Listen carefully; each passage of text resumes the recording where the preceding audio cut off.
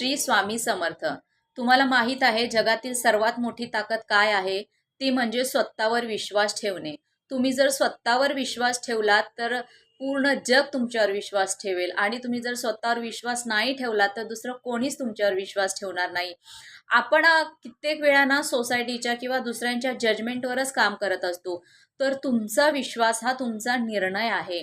जर तुम्ही कोणता एखादा निर्णय घेता की मी हे करेनच, मला हे जमेलच, तेव्हा कितीही मोठे संकट येऊ दे, कितीही मोठे अडथळे येऊ दे, तुम्ही त्याला पार पाडताच.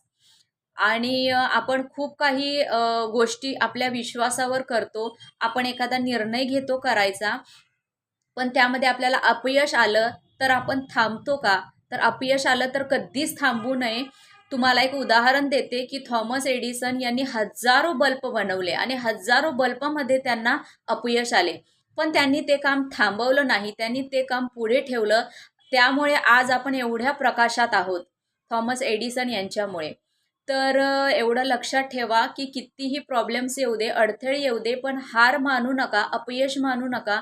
प्रत्येक अपयश ही आपली विश्वासाची पुढची पायरी आहे.